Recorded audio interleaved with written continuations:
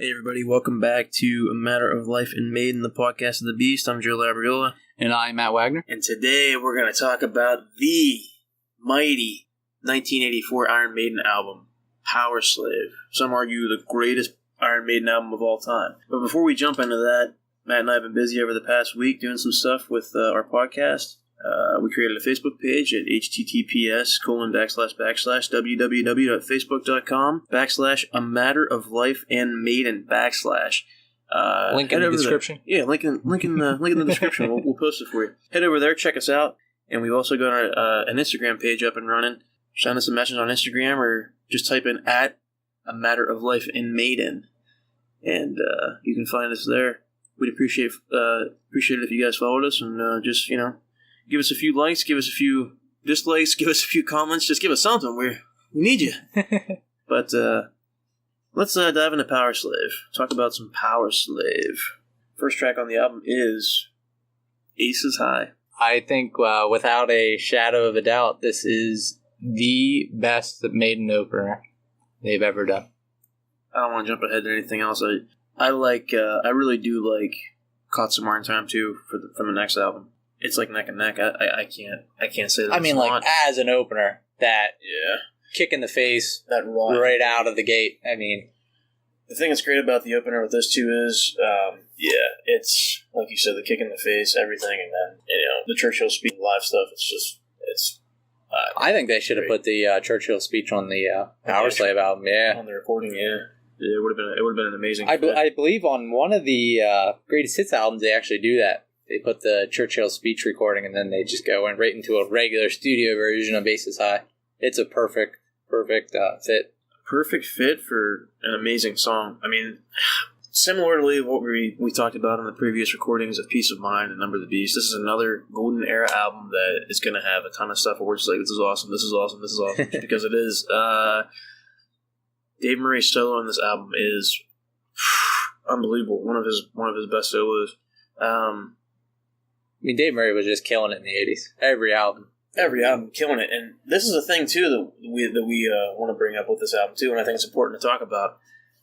This album really is where everybody is, like, top-notch. Yeah. Adrian's top-notch now. He's on par with Dave. Like, this is like, Adrian's on fire. Davey's on fire. Steve's bass is on fire. I mean, Nico's drumming is immaculate. And then Bruce, really, we talked about him as like this shining force over the past couple albums, and he shines on this, a ton. But yeah, everybody kind of comes up to his level, though. Yeah, it's almost like everybody is as good as Bruce now, so he's kind of overshadowed maybe a little bit on this one. Not really, because he has that huge, gigantic stage presence. Well, I was thinking the one day, I don't think I told you about this, but I was sitting down and I was thinking, like, Number of the Beast, to me, like, the MVP of Number of the Beast is Bruce. He has just so many great vocal performances on that. And then, to me, Peace of Mind is Davey's album. He just has the Trooper solo. He has the Weird Eagles Dare solo. He has all these amazing solos. The To Tame a Land solo. Oh, yeah. And to me, like, he's the MVP of that album. And then with Powerslave, it's like... everybody's the MVP. Yeah, it was like such a team effort. And, like, even Nico's drumming, I mean... we'll get later into the album. There's a epic at the end. Nico, I mean, he kills it. He kills the album. Again, I know we're talking about Aces High here, but we listen to the album. We're passionate about the band, so expect us to go on tangents. Please forgive us. Yeah, but getting back to Aces High, I mean, to me, it's my personal favorite. Not only opener of an album, but also seeing them live. It was such a great opener. Absolutely. Seeing them live, amazing. When I think about Iron Maiden and them opening a show, it's Churchill's speech and Aces High. That's like what I think about. And we just talked about this on earlier podcasts too, where Matt and I couldn't even remember what happened in the first song, 2 or 3 songs, because we were just brainwashed. We're just mesmerized that we were seeing Iron Maiden play. Yeah, just thinking about hearing that, when that Churchill speech starts and you get goosebumps thinking about it. If you're a hardcore Iron Maiden fan, you know what we're talking about, that feeling of being at a show. When they rush the stage and they play Aces High and all the energy and the just singing along to the lyrics. They're such great chorus in the song. There's such great lyrics. The guitars are amazing. I mean, it's a perfect short, medium range rocker. It's got everything. We shall never surrender. Yeah, Aces High. Everything Matt said, I mean, I echo it completely. Another thing I just want to bring up about Aces High, it's about World War II pilots. So we got some history pieces here. Again, with this album, you can see it's a prominent fixture. We talk about this constantly in Maiden songwriting. Another thing that's interesting to me about Aces High is Bruce Dickinson is called the air raid siren, which I think is pretty cool. And in this song, the one lyric is, "There goes the siren that warns out the air raid." So you're thinking of Bruce, so it's pretty cool, like a little shout out. And also, Bruce is obviously a huge aviation fan. Absolutely, I mean, he's a pilot. Everybody knows that. Yeah, I mean, if you guys are out there and you're unfamiliar with Bruce Dickinson, he's pretty much like a modern day polymath, which means he's skilled. You might have hobbies. There might be people around the world who have hobbies. Bruce is like skilled, like in he takes it to a next level. Yeah. He's a professional singer. He's a professional airplane pilot. He's a professional director, a professional author. He used to be an Olympic fencer. I mean, the guy is a polymath. He's an artist. He's like the modern day Leonardo da Vinci, if you will. Or I mean, just to have the energy and the passion and the drive to do all those things at once, on top of being a guy who in the Powerslave tour, I mean, they did how many in a year or in 14 months? They did like 170, 180 shows. It was like 180 something. Sometimes they did 4 in a row. Yeah, 180 plus. Yeah, and if you're a singer, that's the hardest job in the band to do consistently every night. It's a toll on your vocal cords to sing at that, especially at that register. You're not going out there and you're not singing Coldplay. You're not, singing a country song. You're singing Aces High every night at that range. And I mean, the toll it took on the man must have been enormous. And if you guys are watching any behind the scenes on some of the DVDs, Live After Death, we'll get into that later. But Bruce talks about how it took a toll on him, and how he was kind of bummed. I think it was 187 shows or something like that. And this isn't just like a normal guy either. This is a guy with a high energy level, a high drive, and it burned him out. So it's saying a lot. If it's burning Bruce out, then it was probably a pretty exhausting show for those guys. But we'll talk about this later. We can kind of hint on it now, though. You'll see with this album, Powerslave, the reason why it was exhausting is because Rod Smallwood wanted to get his guys out there, wanted to get Iron Maiden out there. And this tour, this album, is the reason why they are so internationally recognized. Powerslave is the peak of Iron Maiden's popularity worldwide. This is the pinnacle. This is the height of Maiden as a band, probably. Like we were talking about earlier, all the members of the band kind of came together in this one. Adrian was finally the dual guitar attack equal of Dave Murray. They traded solos like effortlessly.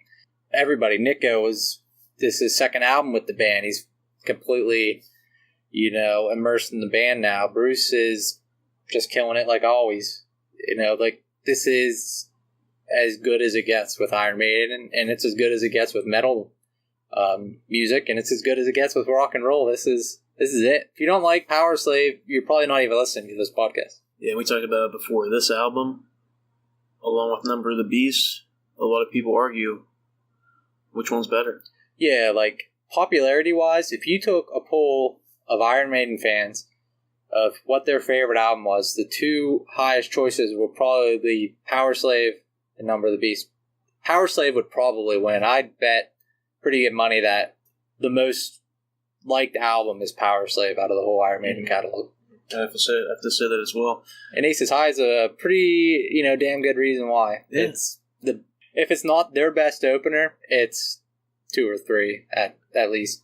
I agree, and I hate to compare it to Number of the Beast, but we talked about this in the Number of the Beast podcast. If you guys want to go back and give that a listen, the Number of the Beast opener is Invaders, so not quite. No comparison.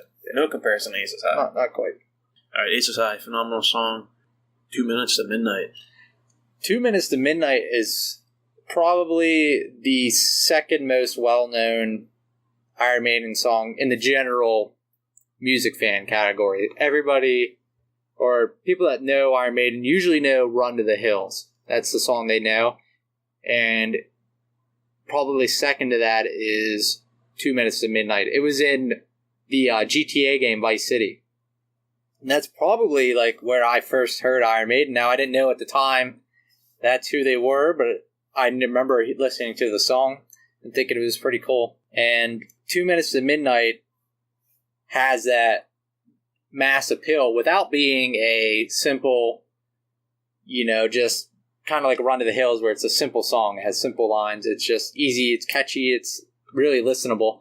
2 Minutes to Midnight is one of Iron Maiden's best mid-range rockers, and it has complex music changes. It changes from one idea to another. It goes from the solos into an interlude back into the main riff of the song. It's just amazing. Yeah, speaking of solos in the song too, I mean, like Matt and I discussed earlier, or just spoke earlier in this podcast, everybody's on the same level now. Adrian and Dave are pretty much on par with each other in this. Adrian's solo in 2 Minutes to Midnight is just disgusting. I mean, there's nothing left to say. He had great stuff on Number of the Beast. He had great stuff on Peace of Mind, but this solo usurps anything before. Yeah, I think it's probably his best solo to date with the band was this 2 Minutes to Midnight solo. Yeah, it's one of his best. I mean, at this point, maybe later in the album here, it's probably there's probably one to top it. But up to this point in the band, if you were like listening to this for the first time, Powerslave at 2 Minutes to Midnight is probably his best solo yet. And our live performances when Steve shoots with that bass when they're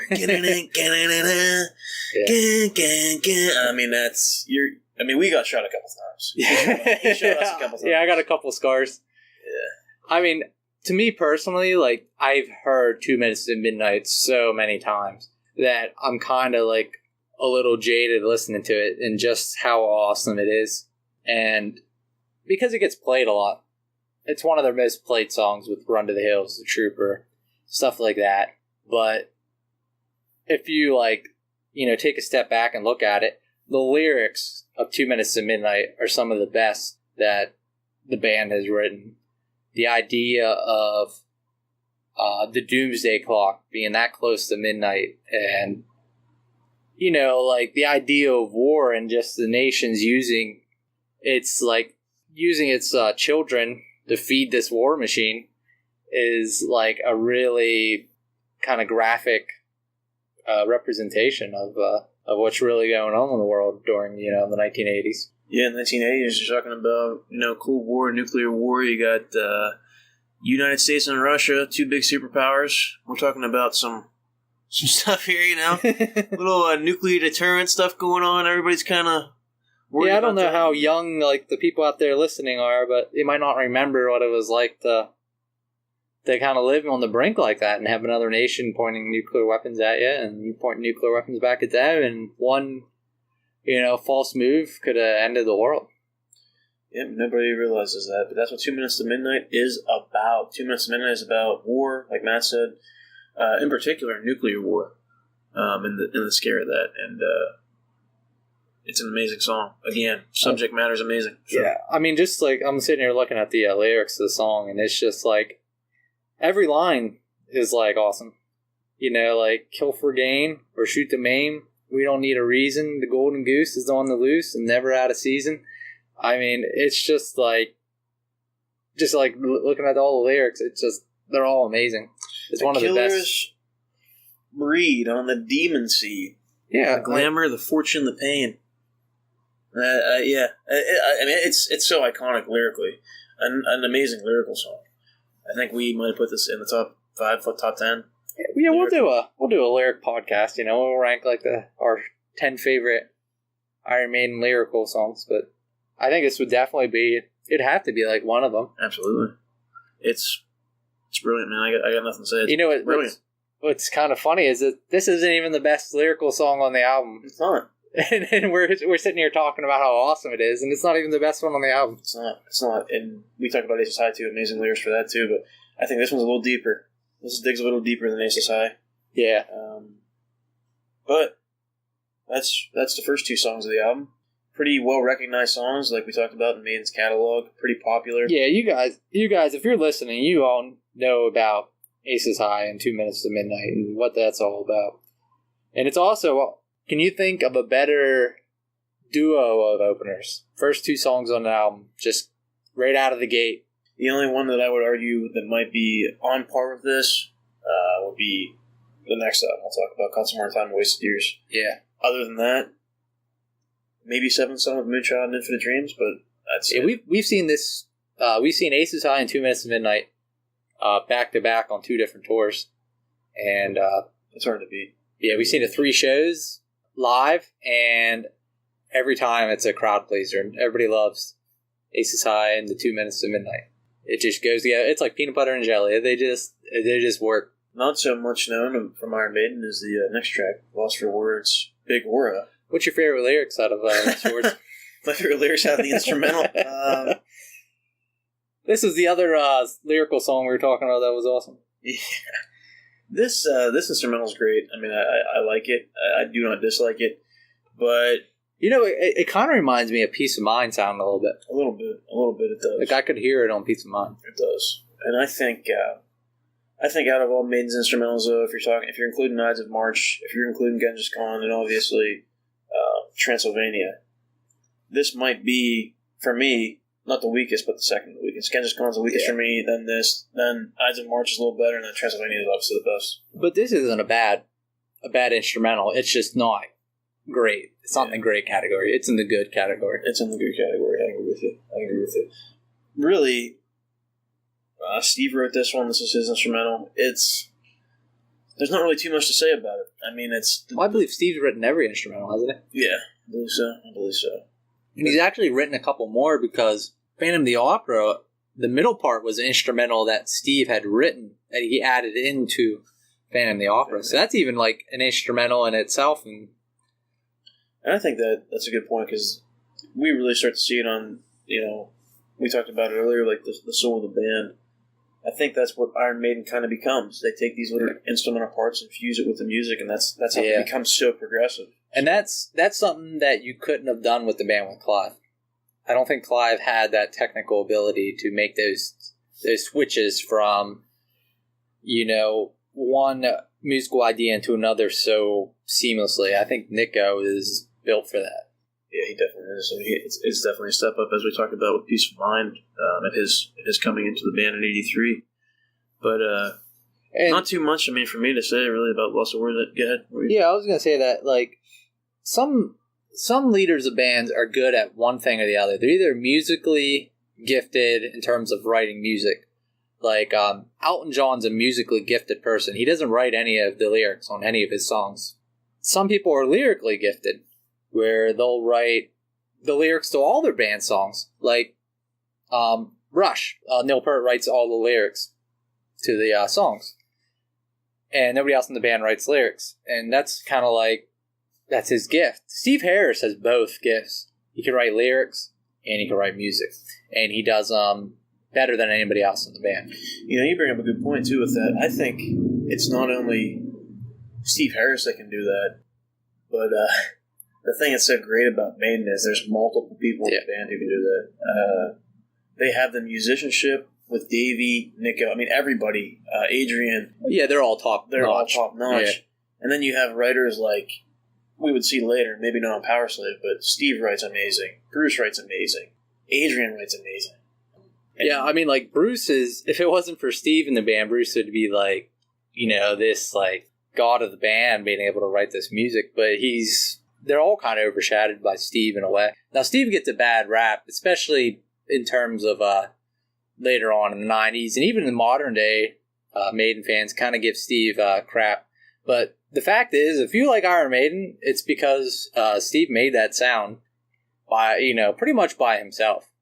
And everybody else in the band molds themselves to fit Steve's ideas. Absolutely. I agree with you. You cannot separate Steve Harris from Iron Maiden. There's a reason why Steve Harris is a co-producer now on the albums. Maybe he wasn't with Martin Birch, but when they got Kevin Shirley for Brave New World in 2000, Steve started co-producing. He knows what he wants to hear. He knows exactly how he wants things to sound, and he is going to make sure that nobody else tells him what to do. I mean, this is his sound, like Matt said. This is what he wants, and the other band members have input too. Yeah, he's not a dictator. I'm not saying he's a dictator, but I'm saying that he says, guys, this is what we need to be, and everybody else bends to that. They fill in that mold. They have their own flavor, their own direction with the songs, no question. You can hear when Bruce writes a song, you can hear it's Bruce's song, but it sounds like Iron Maiden. Exactly, and it's not that they're bending Steve's will. Like you said, he's not a dictator. They just trust Steve to make the right decision because he's been doing it for so long with what he had, He did a pretty damn good job, in the 80s of putting out albums and with the direction of the band. And we haven't really said anything either about, we're talking about the band, but Rod Smallwood, just a shout out to Rod, amazing music manager. He might be one of the best music managers of all time. To be able to let these guys do this for so long and to get them the gigs that they got, and really with this album, Powerslave. Yeah, we haven't mentioned Rod, I don't believe, in any of the previous episodes, but I'll say this. Rod is a music manager that always had the best interests of the band in mind, and the people in the band in mind. And the fans. Yes. And us as fans. He never wanted them to be anything that they weren't. He never said, yeah, man, go write a 3-minute ballad. Let's try that.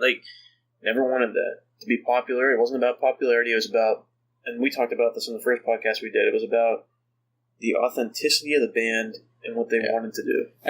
His job was to make the band as big as it possibly could be while keeping their integrity and their fans in mind.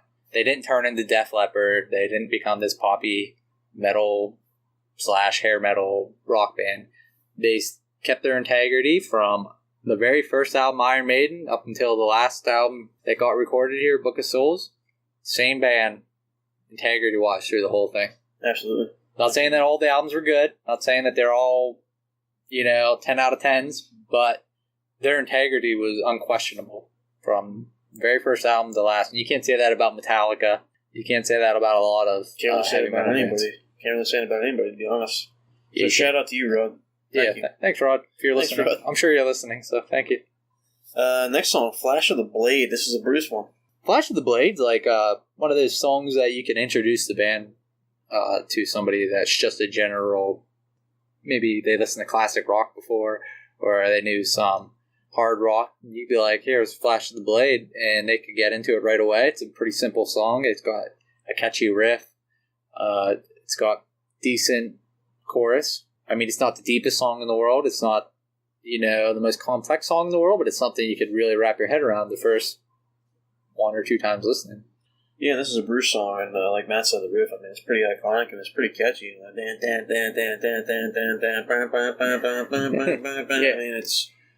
it's a good riff, and like I said, a Bruce song. He's obviously writing this Flash of the Blade. Probably has something to do with fencing, I would assume. But yeah. And I think one of the beginning lines of the song is, as a young boy chasing dragons with your wooden sword so mighty. So maybe he's trying to refer to his childhood, perhaps, and reflecting that to someone else. And basically saying, I used to go on adventures. I used to think I was a knight in shining armor. I was somebody trying to save a damsel in distress, or somebody fighting. So slaying the monster, slaying the beast, dragon, whatever. A little mythological touch there, too. Maybe some little English myth entwined with his nostalgia for being a kid, and entwined with his nostalgia for being a fencer. And like we said earlier, Steve didn't say no to Bruce. Steve was like, that sounds awesome, mate. Go ahead, do it. Bruce has a couple of, themes through the early part of Maiden here. One of them is there's songs about flying. That's obviously one of his passions. And the other one of his passions was fencing. And you had a couple songs about sword fighting. And on Peace of Mind, you had Sun and Steel, which was about, sword fighting. And then you get this song, Flash of the Blade, which is obviously about kind of like fencing. When you strike, it's kind of like a flash. And this is obviously one of, Bruce's passions. And I think that's where he got the inspiration for writing the song, was probably his fencer. And another thing about Flash of the Blade is it kind of segues right into the next song, The Duelist, which is also about dueling and pretty much fencing to a certain extent. It's strange that they have 2 songs back to back about pretty similar. Yeah, pretty similar thing. Now, dueling's not always done with swords, but exactly similar concept. And that one's written by Stevie, solely by Steve. This song is based on the movie The Duelist, a Ridley Scott film. which me and Joe a couple years ago watched the movie.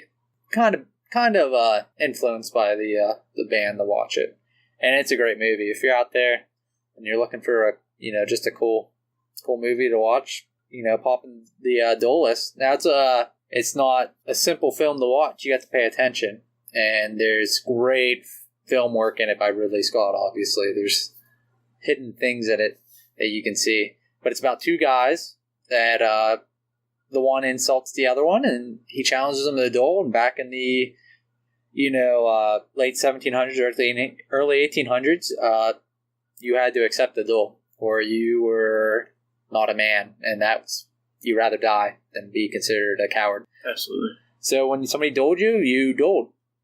Now, it wasn't always to the death, but usually somebody didn't walk away from it. And if you watch the movie, they end up dueling like 4 or 5 times because they keep getting separated or something happens, and it's a great movie to watch. But this is what the song's about. The only great thing about Maiden is how they connect, like I said, with us personally, and we talk about history, how we're historians. Another thing with me is Ridley Scott's one of my favorite directors of all time. I mean, an amazing director. So many fantastic films. And the fact that Steve likes Ridley Scott as much as me, probably. I mean, he wrote a song about the movie, so it's kind of interesting to have that kind of connection with one of the band members, too. So this is... When we ranked all the Iron Maiden songs from worst to best, we did it twice. We did it once before Book of Souls, and we did it once afterwards because of all the new songs that came out. And The Duelist was probably the song that jumped the highest from our first list to our second list. Obviously, we've heard this song our whole entire time being Maiden fans. But it wasn't until like a year or two ago that I really got into this song. And it kind of just clicked with me for some reason. It is probably my third favorite song on this album. Maybe even second. I really, really like The Duelist. Yeah, Duelist has really clicked for me. Maybe a little bit before Matt, actually. Because I used to be obsessed with the Powerslave album. And for a while there, it was like my favorite album. Yeah, it's a great song. Maybe not number 3 for me, but I think it's definitely probably number 4. Yeah, in my opinion, there's 5 great songs on this album. This is one of them. Definitely. Man, most people listen to Powerslave, they think about the 4. The big 4. Big 4, but I think Duelist is just right below like the cream of the crop on this album. To me, like that middle part of the Duelist, it's better than the instrumental on Lost for Words. Like, it's a great song in its own right, and it has this great instrumental part in the middle, and it's just fantastic. And they transition back into the verse just masterfully. Like, Steve is at his songwriting power is at its max. He was just killing it during this album. Yep, and as we talked about, Matt mentioned it before in this podcast, this episode, Steve writing that instrumental stuff, kind of like Phantom of the Opera. It's kind of present here with that little instrumental kind of notation. He's got that, Nico's here now. He's got like an extra tool, and he's like starting to use Nico, to his full potential. Like that first Peace of Mind album, he might not have known how to use them to maximize Nico, and now he knows what Nico can do, and he's writing these really intricate, complex instrumental parts and songs. I think The Duelist is probably like I said, the second or third best on the album in terms of those like instrumentals, and I think it's one of Steve's best that he's ever done. Yeah, I agree with you. Great song. Yeah, it's hard to argue with that. I would have loved to heard a live version of this song. Would have been great. They've never done it live, but I think it was a song on the album that they should have done live. Future's bright, man. We'll see what happens. Yeah, who knows what they'll play. Back in the Village. Back in the Village. Now, do you think there's some debate about what this song is about? Lyrically, it kind of seems similar to like Vietnam, that kind of thing, like a bombing run. Some people seem to think it's about kind of a sequel to The Prisoner. It has some sort of references that remind people of The Prisoner. What do you think? What do you think the song's about? I don't know. I think it's hard to say because I think it's great about Maiden is they like to play tricks on their fans, and sometimes they don't want to be straight with you. Sometimes they want to be like, "Oh, well, you let it think about what you want it to be for yourself," Or it could be about both too. And exactly, I was just going to say, I think it's a little bit of both. I think it has things to do with Vietnam, and I think it might have some connection to The Prisoner, too. Like as we talked about with 2 Minutes to Midnight, we're talking about the Cold War here. This is 1984. The Cold War's going on. Vietnam, the war, is part of the Cold War. I mean, that's a big issue. The Vietnam War happens during the Cold War. It wasn't against the Russians, but it was against dictatorships and kind of communism. So yes, yeah. So I would just point out this lyric in the song. It says, "We're burning brighter than before. I don't have a number. I'm a name." Hence The Prisoner. I'm a free man. In the beginning, who is number 1? You are number 6. The new number 2. I mean, there's a reference right there. So it's probably about both. Also, song written by Adrian and Bruce. Adrian is taking the cake on a lot of this stuff here. The opening riff in Back to the Village is probably the hardest Iron Maiden riff to play on guitar. It's hard. I still struggle with it. Yeah, it's up there with like their most difficult opening riff, and just Adrian just killing it on guitar. He's there with Davey, like it's their dual guitarist now completely. Yeah, that being said, Back in the Village is a great song. It's awesome. There's a lot of depth to it. If you're talking about politics and war, and could be a sci-fi thing with The Prisoner sequel. That being said, though, I think it could potentially be, aside from Lost for Words and Flash of the Blade, one of the weaker tracks on the album. Yeah, yeah. I don't think this album has any weak tracks. So the call like a song the weakest track on the album is like not an insult. Yeah, basically just saying it's lesser than it's a good track, but it's lesser than the other great tracks. It's less good than the other ones. It's good, but it's less good. Yeah, you're talking about, like Matt said, there's not a weak track on this album. This album is fantastic. So there's a reason why this is usually considered the best Iron Maiden album. Because of that riff. Even by fans. Exactly. Like I said, hardcore Iron Maiden fans love Powerslave. And you just talked about the complexity of the riff. I mean, you're talking about complex stuff, something different, something unique. Not only are they pushing themselves writing better lyrically songs, they're pushing themselves musically. This is the most progressive technical playing that they've ever done.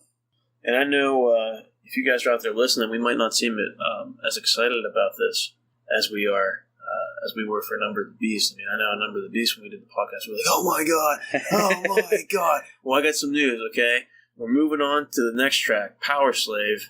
And after we do this podcast of the album review, the artwork, and our rating, we're actually doing a part 2 for Powerslave because we are so passionate about the band. Yeah. If you don't think you think we're falling flat here and doing it, we're not. We're just saving all this joy and gusto we have for this album for part 2, because we talked about it previously. We've seen Somewhere Back in Time, and that was our Live After Death. And when we do part 2, we're gonna just murder you. We're gonna murder everybody with our experiences on this. So. If you're there listening, you're like, man, these guys are like, not Powerslave's the best album. They must hate it. They're not even excited. We're pretty fucking excited. We're just saving it. So, Powerslave. What is there to say about Powerslave? It's a Bruce song. It's probably the best song that he wrote to this point in the band. I agree with you. And an interesting thing about that being a Bruce song is we talked about this previously with Peace of Mind. This seems like it's something that he might have actually carried over and had an idea to write something based on Egyptian mythology. He wrote Revelations on Peace of Mind. Revelations, he talks about the Nile River. The Nile River is in Egypt. Yeah. This is something that he's passionate about. It's one of those themes of sword fighting, airplanes, Egyptian mythology. You can even see it in later on in Book of Souls. Yep. Even the present day stuff. Throughout his entire career. Even his solo works have that kind of connection with him in certain aspects. With alchemy, with Chemical Wedding, yep. Exactly. So, this song is amazing. Powerslave, the song. I mean, there's a reason this is the title track. This is one of my favorite Iron Maiden songs. And I talked about, recognizable riffs. We talk about Aces High has that recognizable riff. 2 Minutes to Midnight has that recognizable riff. Powerslave has that recognizable riff,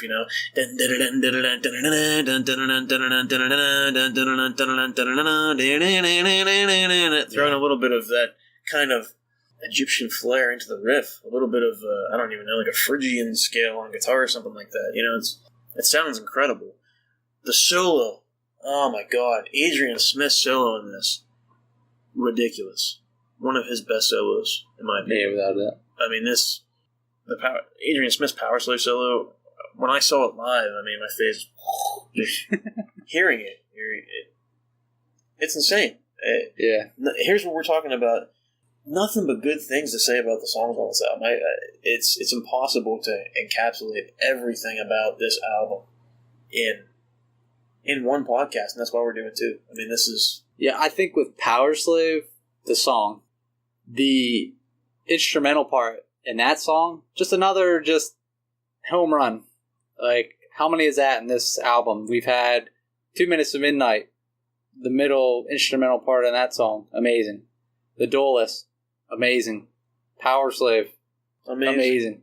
The last song, incredible. It's coming. Oh it's even better. This is where we're gonna get like, holy shit. But just to finish up on Powerslave, it's it's almost overshadowed, in a way on this album because of you have Aces High, an all-time great opener for Iron Maiden.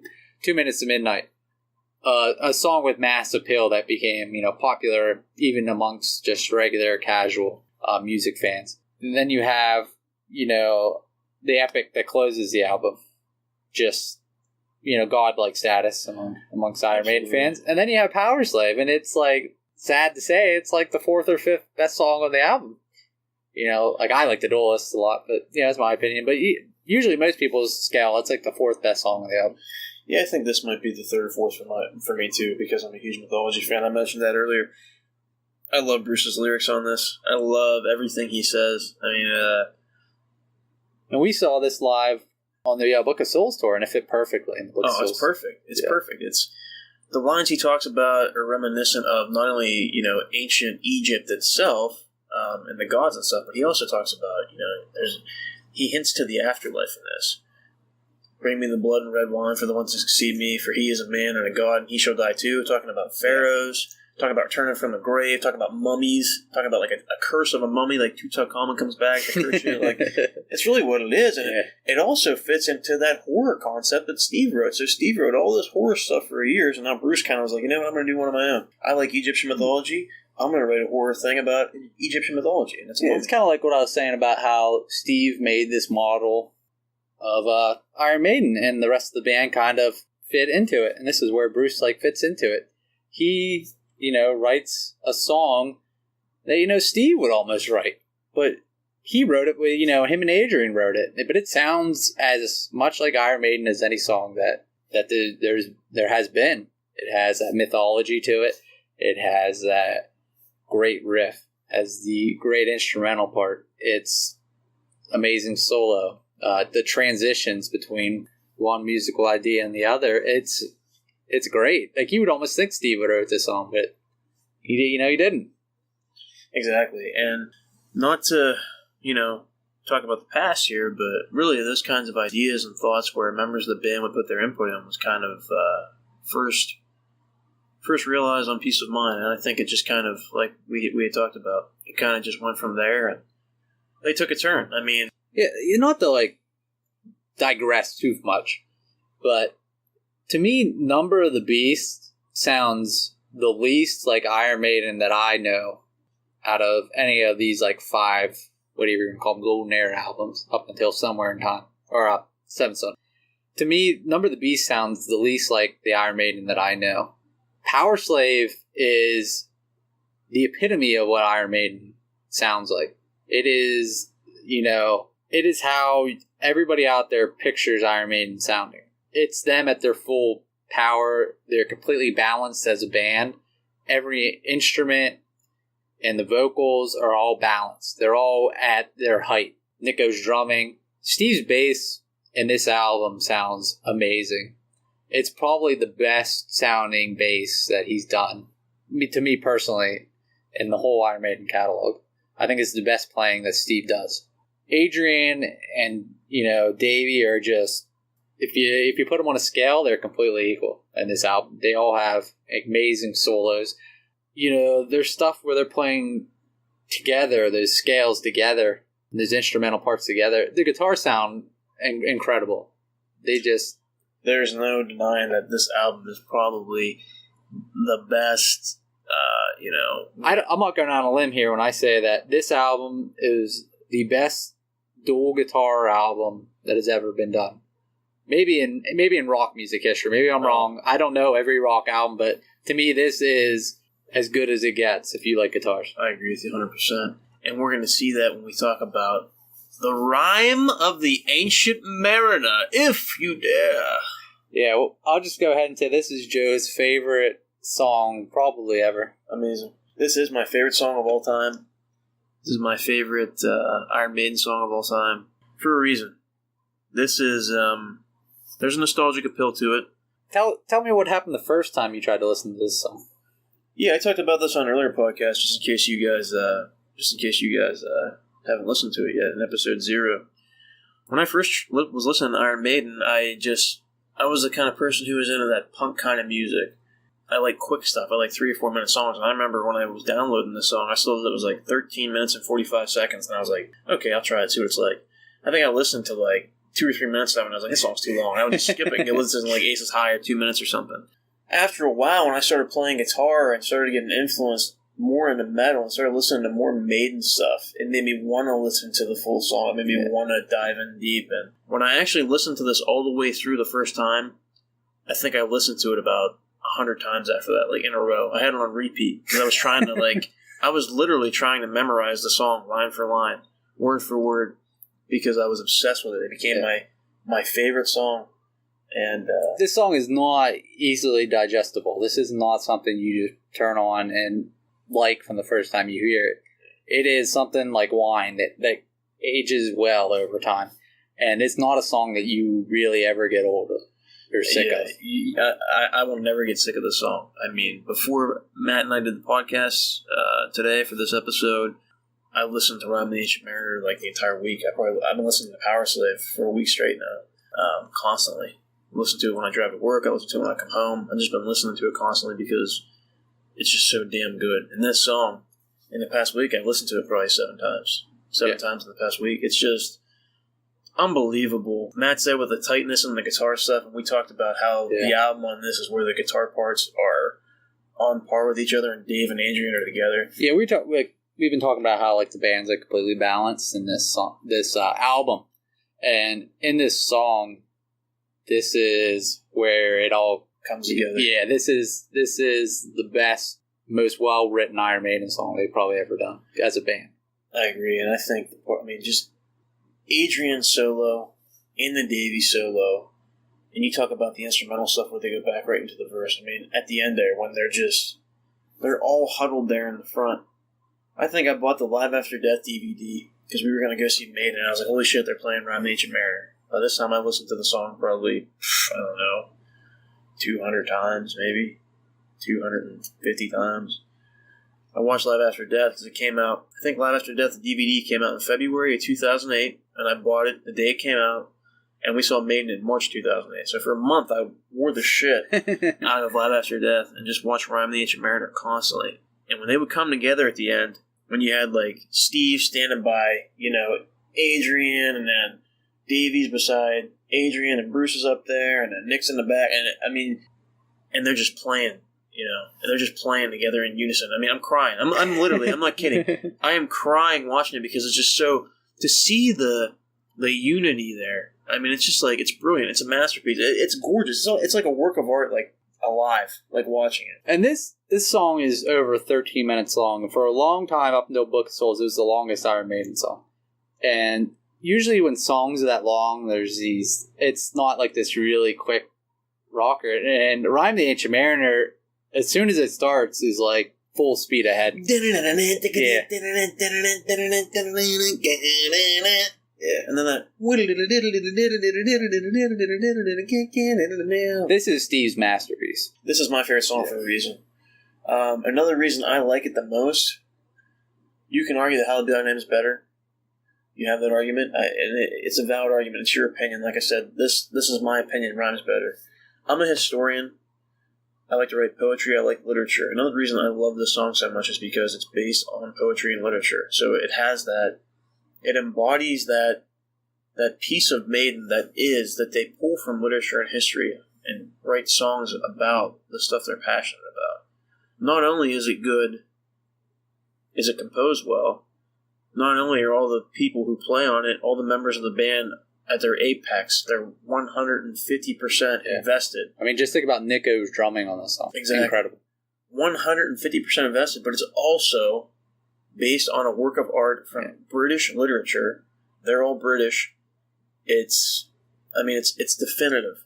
It is a definitive. If you want to understand what Iron Maiden is about, if you want to understand what playing in a band or being involved musically and having camaraderie with your bandmates is about, listen to Ram the Ancient Mariner. Because it is a 150% about that. I mean, there is no other. This is why the band is at their apex. This is why Ram the Ancient Mariner is on Powerslave. It's because the band are having so much damn fun playing together. So much fun writing. They decided, hey, you know what? We went to I think on the Live After Death DVD, Steve says, we went to the studio to record it. We came out. He's like, I didn't even know it was 13 minutes long. He's like, I thought it was like 5 minutes, 6 minutes. 13 minutes and 45 seconds long because they just had so much damn fun writing and recording it and just doing everything together. It's a masterpiece. Like Matt said, it is for me, my favorite song of all time, and I think Maiden's best song they've ever done. Yeah, like I don't get me wrong, I don't hate this song. It's in my top 3 favorite Iron Maiden songs. I think we probably have like the top, 3 or 4 favorite Maiden songs. They're probably shared between me and Joe, but this is everything Joe said is true. It is as good as it gets. If you like Iron Maiden, you like this song. You know how awesome it is. My favorite part of the song is that middle slow part. There's no drums. They're using the volume knob on the guitar to make those sounds. You hear the ship creaking, and then that guy comes with the voiceover and does Fantastic. The atmosphere of this song is as good as it gets. Like, what more can you say? And then they come back with the guitars, and Bruce, comes out, and then the spell starts to break. Oh my god, that's the line right there, man. Then the spell starts to break, the albatross falls from his neck. I love it. Sinks down like let it in the sea, then down it falls, he just screams it, comes the rain! And then boom. And if you're watching the live show, they do the fireworks. Dan, dan, dan, dan, dan, dan, dan, dan, dan. So not only is this like one of Bruce's best vocal performances, it's one of Nico's best drumming performances. It's probably the best, most well put together song Steve's ever wrote. Absolutely. It's got the dual guitar attack at its apex. They're just killing it with their melodies, with their soloing back and forth. The best back to forth soloing they've had up to this point in the band is during Rhyme the Ancient Mariner. Yeah, like I said, this is if you want to know what it's like to understand what it's like to have camaraderie in a band, not even just like being in a band with someone, playing live together and getting that kind of enjoyment out of it. Yeah. This for them, you can see it when they're playing the song. Like if you see it live or you watch Live After Death, watch Rhyme the Ancient Mariner. For everybody in the audience and for everybody on stage, this is like nirvana for them. I mean, it's like they're transcending reality. I mean, they're literally, you can see it in their faces. I mean, watch Adrian's solo. When he does it on Live After Death in 1985 at Long Beach Arena in California, and when he does it at East Rutherford, New Jersey on Somewhere Back in Time in 2008, you're talking about, almost 30 years later, 25, 30 years later, his face and expression is exactly the same when he does the solo as it was 25 years ago. Everybody's is the same. Yeah, when you watch Live After Death, you're watching Iron Maiden during this song. They literally peak as the band during this song, during the Live After Death performance. And the reason, we'll talk about it in the next episode more, but this song in Live After Death is one of the main reasons why it's such a legendary live album and performance. This is what not to do if a bird shits on you. Just another classic, Bruce line. I mean, wow, what an album, what a song. When you listen to Powerslave from start to finish, and you hear the end of Rhyme of the Ancient Mariner, you just sit there and go, wow. Rhyme of the Ancient Mariner is up there with Hallowed Be Thy Name, is the two best closers that they've ever done. Absolutely. And they both make you sit there and go, wow. Yeah, contemplate your existence in this world. Yeah. But no, I mean, it's transcendent. You sit there and you're just like, wow, I just witnessed this. This is fantastic. And it takes you away to it takes you away to another dimension that we talked about with their live shows. This is one of those songs too. Almost, it's very similar to Hallowed Be Thy Name or Phantom of the Opera, where when you're listening to it, you are in another dimension. You are like invested in the song and you take it to a different It sucks place. you in, yeah. You're gone. You're pretty much, I mean, wherever they are, whatever they're playing, you're there. It's almost an out-of-body experience if you're listening to that, which is something to say about the band. Yeah, I was just sitting here thinking, if we ever made a fantasy Iron Maiden set list, I think we'd both have Rhyme of the Ancient Mariner. No, absolutely. By far. It's worth the fact that even though it's 13 minutes long, it's worth it to see it live. And, it's just, you can't say enough good things about it, really. What about the artwork for the album? Now that we've exhausted Rhyme of the Ancient Mariner and its stupendousness. The artwork doesn't disappoint. I mean, this is classic Maiden. This is absolute. Utter genius. Yeah, as good as it gets. From not only is the album cover just incredible and amazing, flawless. The singles, the 2 Minutes to Midnight artwork, amazing. I have the shirt. I have from the Somewhere Back in Time tour. It has the Aces High artwork on the front and the 2 Minutes to Midnight on the back. And even before I bought that shirt, even before the Somewhere Back in Time tour was even announced, I always wanted a shirt that had Aces High cover on the front and 2 Minutes to Midnight on the back. It's just amazing artwork on this album. Amazing artwork. I mean, you got the fighter pilot Eddie with the goggles. It looks fantastic. He's sitting in the cockpit of a plane. You got 2 Minutes to Midnight cover. He's sitting there with an assault rifle in his hand, smoking a cigarette, and in the background there's a nuclear explosion. The United Nations flags are all around. Got like Arnold Schwarzenegger, Eddie. I mean, it's amazing. And then, like Matt said, the cover. Iron Maiden. I mean, the guys are just... Whoever decided to say, let's take it to Egypt. I mean, you have... Every Eddie on the cover has been some zombie picture of a horror creature. Then they're like, you know what? Let's make him a mummy. I mean, really. Let's make him a mummy. Or a pharaoh, or a god. I mean, it's unbelievable. This kind of this album and its artwork kind of begins a trend with Maiden of having these kind of themed albums. Mm-hmm. After this, next album, Somewhere in Time, and then you get into Seventh Son. They were trying to recreate that magic that they made with Powerslave. And another thing I want to say about the art, we just talked about how Powerslave is like the apex of Iron Maiden. Like, people around the world, when you listen to Iron Maiden, this sounds most like Iron Maiden, this is Iron Maiden. And if you think about that, and you think about that in correlation with the art, a pharaoh in mythology, right? Pharaohs thought they were descended from the gods. Basically, a god would come down, and his spirit would inhabit a pharaoh, and they become god beings on earth. So if you're thinking about Powerslave, the album, and how glorious it is, and how godlike it is, it fits. I mean, the cover is perfect. A pharaoh. You're a pharaoh. You're a god. It's unbelievable. I mean, it just makes perfect sense. They become metal gods after this. Become metal gods. I mean, internationally across the world, it makes perfect sense. It's because of this album that Iron Maiden is recognized as one of the top 2 or 3 metal bands of all time.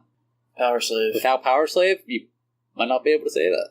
It takes them to that elite, top tier level of heavy metal bands. Absolutely. And even in music history, just cements their place with their live show, with the album, with Rhyme the Ancient Mariner, with 2 Minutes to Midnight getting, airplay in the pop, culture. I mean, the artwork, 10 out of 10. Absolutely. It's perfect. You don't like Iron Maiden or not like Powerslave in its artwork. Well, with that being said, man, the artwork, you know what's next. It's the rating. What are we giving the album? What else do we use rate the albums? Listenability. Listenability is the ability to put on an album and just listen to it from start to finish without really skipping any song. And honestly, with Powerslave, I mean, when I listen to it, sometimes I do skip Lost Words. Sometimes I skip Flash the Blade. That's about it.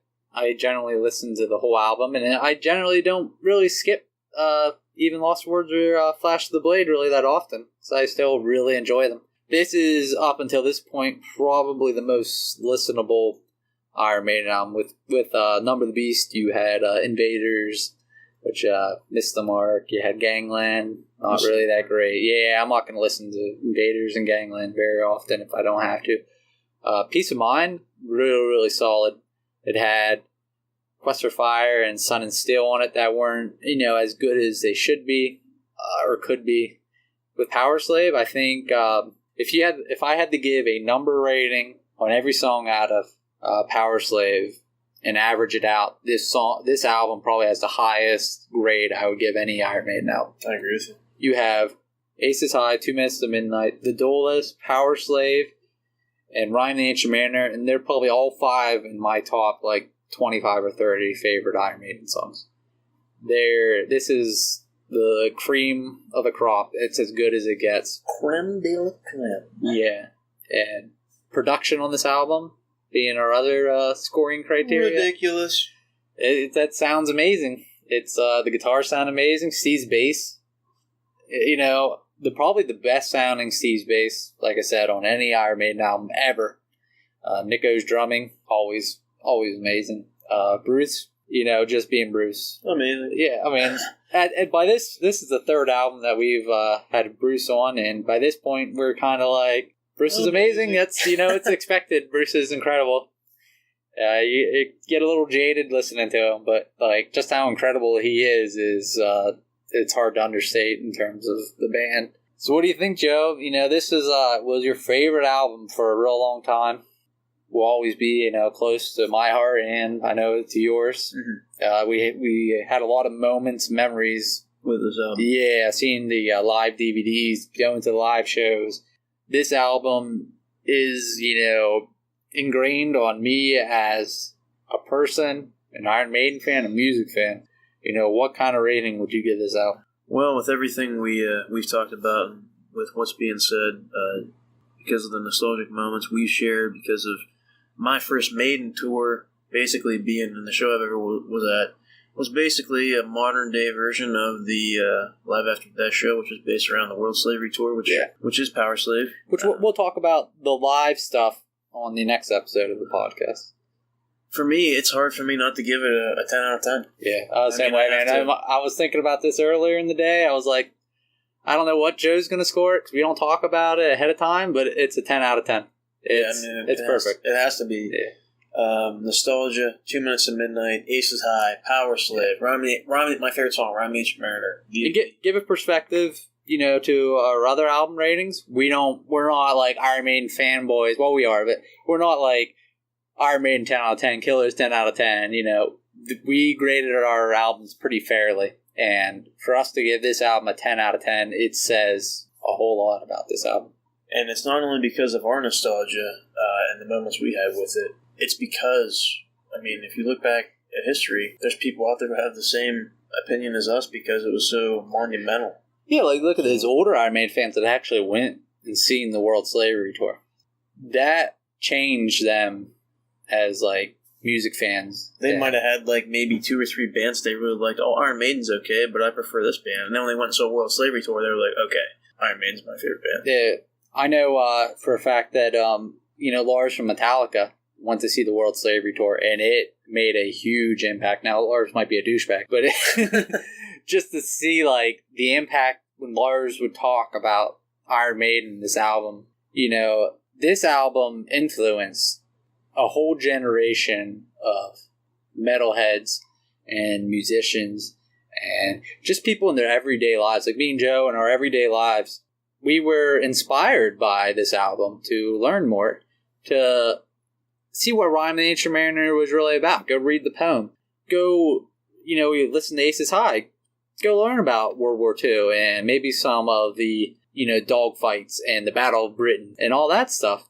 2 Minutes to Midnight. Maybe we'll go learn about the Cold War, see what that was about. The philosophy behind, he says in the song, feed the jaws of the war machine, feed them with our babies, like that kind of like imagery that you get in your head. Oh, yeah, and even like to kill the unborn in the womb. I mean, yeah. Basically, your kid isn't even born into a life yet, and all he knows is war. Like, that's what his life is. So Iron Maiden's influencing your political and your philosophical beliefs. This album is that and everything more, like if you're a Maiden fan, you love this album. I've never met an Iron Maiden fan that didn't love Powerslave. Another thing about Powerslave is, we talked about this.